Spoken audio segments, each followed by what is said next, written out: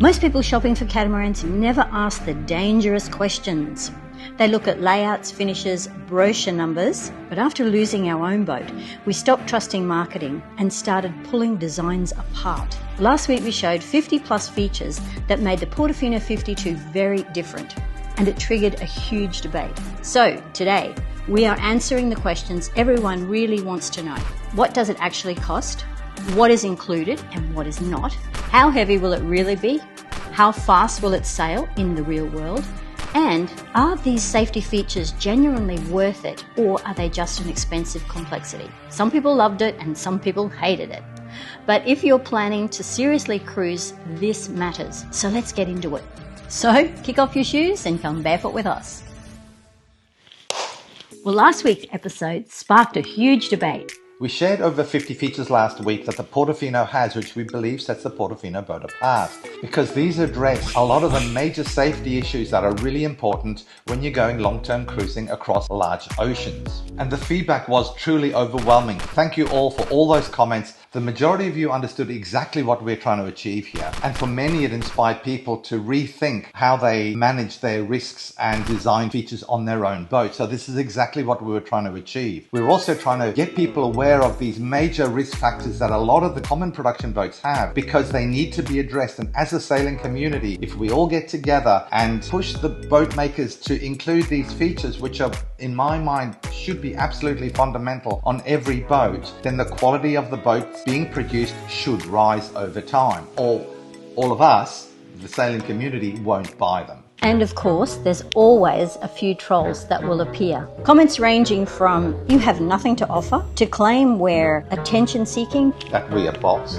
or somehow offensive for a timing clap at the start.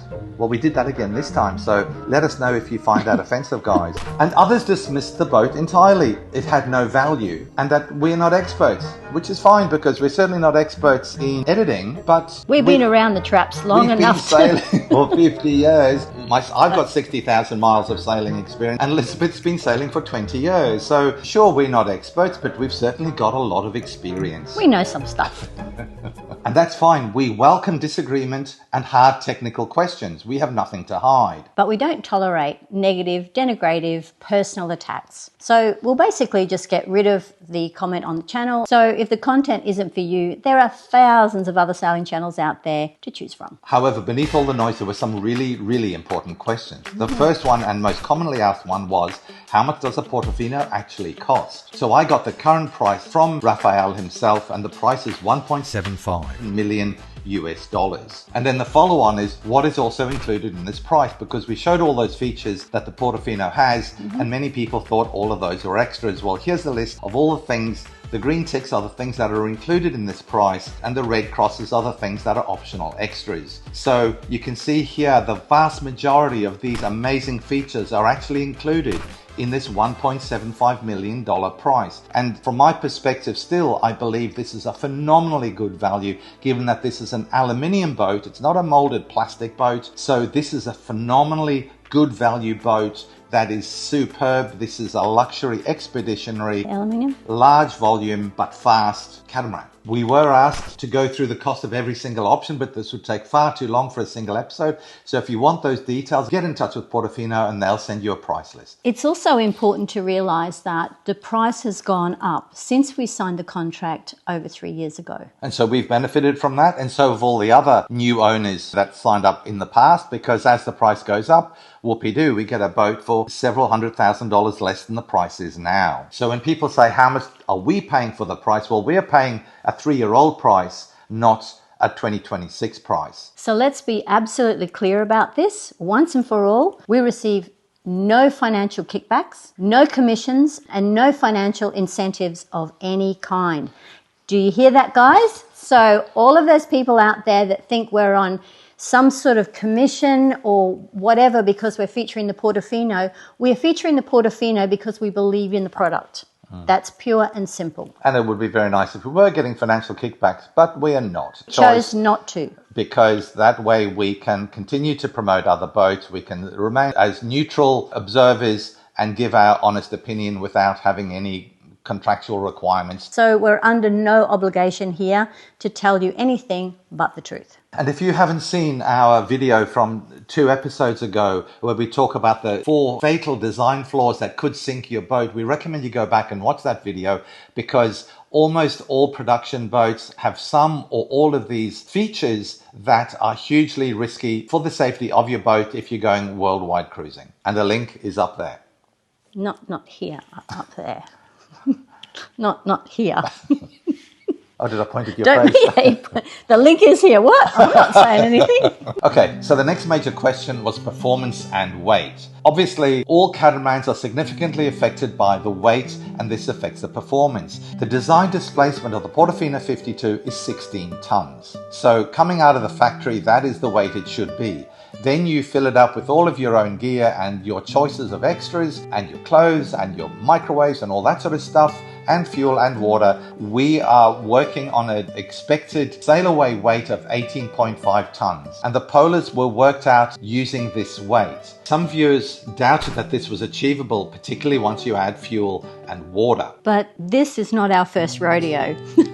We've been sailing for a long time, so we know what we take on board, what we don't need, and all those sort of things. Yeah, more specifically, we've spent 20 years on an 8-ton performance catamaran, so we know exactly what to take on board in order to keep the load down. And we also use very little fuel, so we are not going to be filling the tanks up full, even though it can carry about 1,000 litres. That's 1 ton all by itself. In each year of sailing in the Med, we only use 100 hours on each engine per year, which is just reflecting on how we use our engines and our boats, while other people may use a lot more fuel. And also with water, we've got a water maker, so we don't need to fill up the tanks. We can work from half tanks. We refill the tanks on a regular basis. Yes, we are very weight conscious.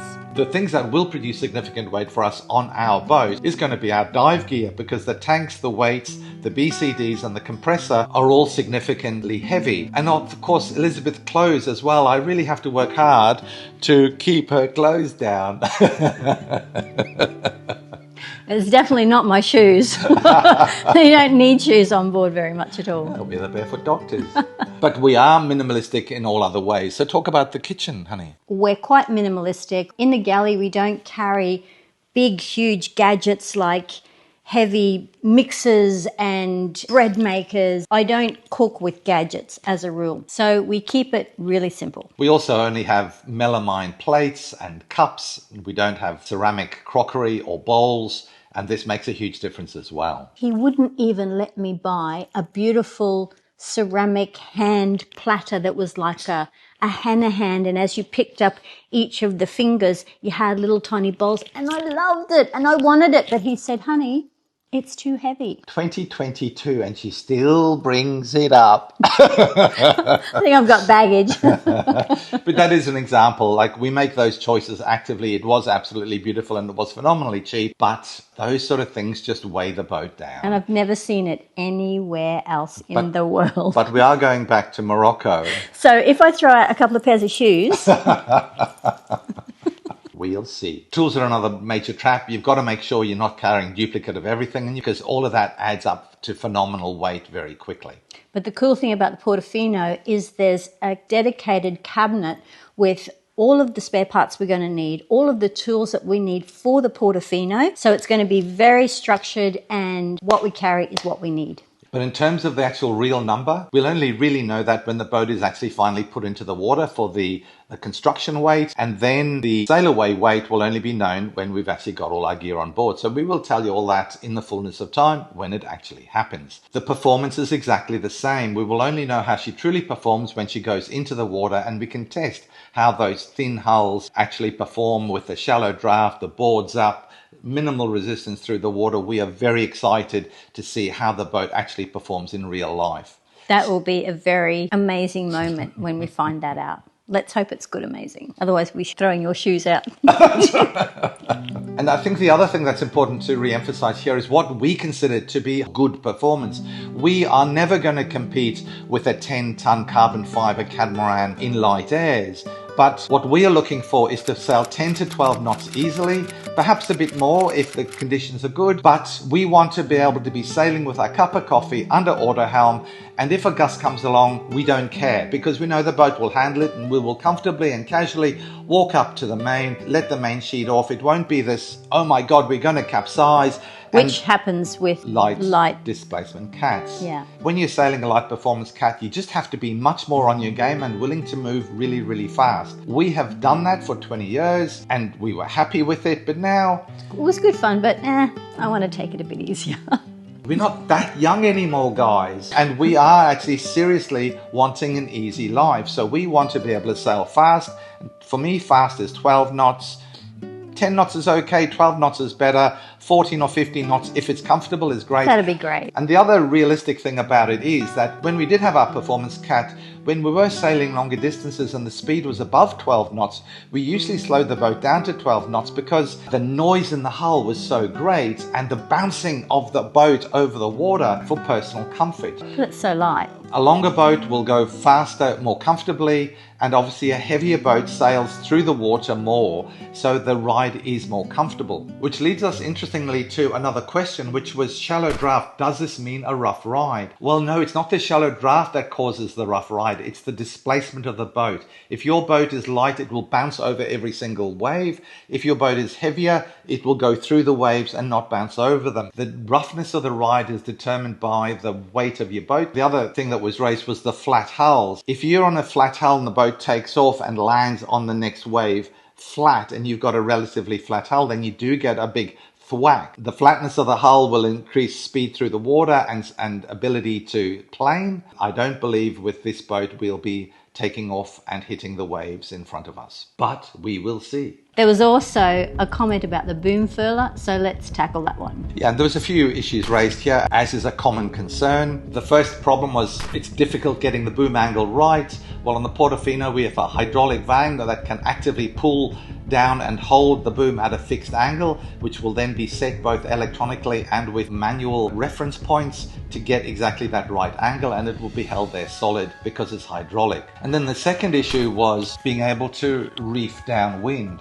This is a contentious issue in my mind because any larger catamaran, if you're sailing downwind in a significant wind strength, the force of the wind on the mast and pressing on the shrouds stops you from pulling the sail down. And I've never been able to reef our Leopard 45 or our Leopard 50 sailing downwind. I've always had to go up into the wind, either directly into the wind or at 60 degrees to the wind, so the boom is loose and the sail is not filling with air. Perhaps if your sail is on rollers, it'll come down with less friction, but there's also friction against the shrouds and the mast itself. With the boom furler, we will go up anywhere from 0 to 60 degrees. So if it's really bad weather, we'll go up to 45 or 60 degrees to the wind. So we're going up over the waves. The boom will be loose and we'll be able to work the boom furler directly at that angle. So you've got to know how to use them. You've got to be trained how to use them.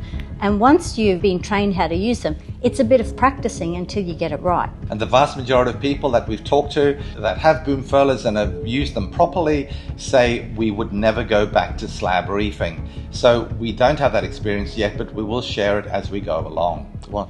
I'm just thinking that might make some interesting footage. It's not 87 degrees yet. Another degree higher, another degree lower.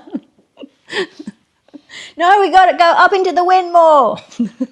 We would genuinely like your comments about reefing your catamarans downwind, especially if it's a larger cat, and what the systems you had on board, because in my experience I've never got it to work, but perhaps that's because they were just sliders, they weren't on wheels. Okay, now lithium batteries, they always cause discussion. So there was a concern raised about the gases releasing in a closed container causing pressure, but in fact the lithium chamber is vented to the outside, so there's a tube that goes down underneath the underwing, so any gases produced will go downwards, as will the water when it's flooded. So the water is pumped into the container and it flows out through that same hole. So all toxic gases, if there was any from the lithium batteries, will go overboard and away into the open air. So the important thing with lithium batteries is that they create their own oxygen when they burn. So closing the oxygen away from them doesn't stop them from burning. The water flooding the lithium is purely to cool the batteries down. It doesn't have any effect on stopping the actual burn happening. But as you cool them down, it also reduces the risk of the fire spreading to other parts of your boat. So it's not game over. Abandoned ship. There is still hope. The concept that you would have to abandon ship is probably the case for fiberglass boats that don't have this kind of lithium battery protection. But absolutely, we want to have the systems that mean we do not have to abandon ship. Absolutely. And similarly, with all the bilge pumps that we have, the brands said to us, oh, just abandon ship. Excuse me, don't be ridiculous. That's not solution focused. That's not thinking, okay, how do we get around this problem? Yeah. That's just like, oh, well, if there's a problem, bail. We don't care is the interpretation of that statement. The next concern is complexity. Too many systems, too many black boxes, and too many things talking to each other. Look, that is a valid concern, and we are always more concerned about complexity of systems, but time will tell. We've had experience with the hydraulic system on our 42-foot performance cat. We had it for 20 years. We only had 2 problems with it ever during that time, and I didn't even service it, which you should do apparently. We had 1 seal that went, and we had 1 leak in a copper pipe that leaked because it was rubbing as it went around a corner. Good systems will last phenomenally long, and Portofino is putting in really big ship systems rather than the poor quality yacht systems that go into a lot of the brand boats. But really, in terms of how long these systems will last, time will tell. And we'll share it with all of you. Aluminium boats are significantly quieter than fiberglass or carbon boats, thanks to the solid structure and installation. And also, no creaks. We also got asked questions about, does Portofino produce larger boats? So Portofino does have larger catamarans in their range that they can build, really all the way up to 70 foot, and these can be either motor or yachts. So if you have an interest in that sort of field, then contact Portofino directly and ask them about it. Gorgeous designs. Yes, they are. I got my eye on one. Actually, she does. Now, production time. As of February the 1st, 2026, Portofino is moving from Dubai to a shipyard in Fujairah, which is 1 hour drive away from Dubai, on the other side of the Emirates, where they have direct access to the Indian Ocean out of the Gulf. This is an amazing facility, 6,000 square meters, expandable to 12,000 square meters, capacity to build 6 boats simultaneously with the ability to produce 6 boats every year. This is 3 times the size of what they're currently working out of. And they can also build boats up to 70 feet in these sheds. The yard is also only 100 meters from the port, so easy delivery to ships for delivery around the world. And from a business perspective, this is phenomenally good. So the rent is lower both for the shipyard and for the workers who are going to be working there. And also it improves quality of life for all the workers. So the next 2 boats are going to be delivered in the next 12 months. There's a queue of Portofino 52s being built. These should be finished in the next 2 years. And as their production time speeds up, more boats will be available to be built. So if you do want to order a Portofino 52, probably you should be ordering it fairly soon. Otherwise, the waiting list is going to extend out in time. So to all those people out there that thought getting a Portofino was going to take too long, think again, because they've now scaled up.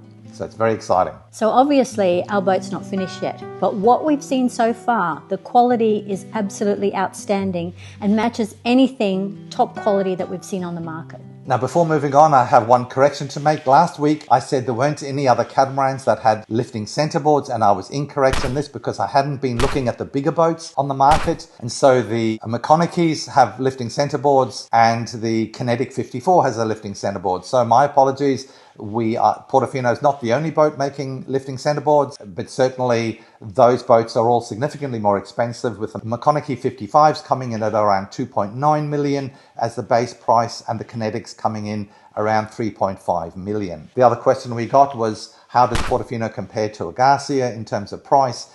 And again, the Garcias are more expensive as well. Their price ranges from around 2.5 to about $3.5 million. And obviously the Portofino base price is 1.75. Add on the extras and you probably will come up to 2 million, depending on how many extras you add. So now a rapid fire list of the features we didn't talk about last week. Yeah, there are so many, we forgot a few, so we'll run through them. The rotating anchor roller that reduces the windlass load by up to 50%. The raked windows on the saloon, which reduces glare and heat. But I want to say, but wait, there's more. Because it seems appropriate. All the tanks in the Portofino are built around the centerboard case, which is where the boat sits on the ground. So this dramatically improves the strength of that part of the boat as well. And while we're talking about the structural strength of the boat, the bottom of the boat is 20 millimeters thick, 2 centimeters or 3/4 of an inch thick where it sits on the sand, so this is phenomenally strong. Also, the Portofino then grades down from 20 mils down to 6 mils, which the whole boat is made of, and some of the other boats are made with 5 or 4 millimeter aluminium. So Portofino hasn't compromised on strength throughout the whole of the boat. It just means I have to throw more shoes out. Yes. So another really important feature for an aluminium boat is what? The quality of the aluminium bonds. So the tanks are pressure tested to half a bar, which is quite high pressure for 6 millimeter aluminium. And all the hull joints below the waterline are tested with pressure testing, suction or vacuum, and also chemical testing and also ultrasound testing. So this is phenomenally detailed, able to pick up any defects in those joints in the underwater area. So this gives you absolute surety of all the aluminium wells being absolutely 100%. The other really impressive thing is that there are massive chain plate load paths welded into the bulkheads. Also, the floor beams and the underwing are welded to the frames and the bulkheads as well. Also, the forward beam is welded into the hulls, unlike most boats which are just bolted on. This gives hugely increased amount of holding strength, and this is also where the front lifting points are attached. All through hull fittings are made with solid marine grade aluminium, and much of the internal piping is also solid aluminium, not just rubber hoses, so there are no plastic through hull fittings that weaken with time and fewer rubber hoses to leak. The forward cockpit drains 3,000 litres a minute, which is really, really fast. The single upright martingala on the forebeam avoids us having to have the need for an A-frame, which eliminates the A-frame from interfering with the jib furler, and it's made with engineering excellence. So guys, these are not cosmetic decisions, these are structural. So all of this adds to a phenomenally strong boat. And of course, there are still unknowns. We do not know how the boat is going to perform when it hits the water. We don't know exactly how heavy it will be when it hits the water, but we will share all of these bits of information with you as we get to see them and know them for sure ourselves. And let you know how many pairs of shoes I have to throw out. But what we do know, guys, is the Portofino is designed to prioritise safety, comfort, strength and honest performance without chasing the extremes. And we can't wait to sail her.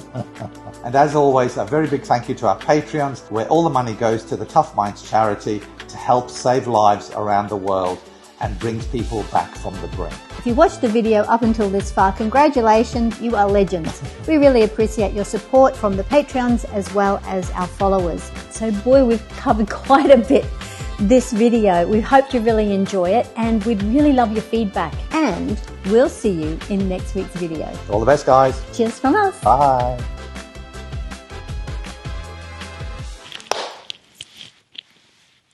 No, but you have to talk immediately. Well, you're saying you're... No, you do. Well, last week's... No, you're doing it. Barking geckos, Queensland.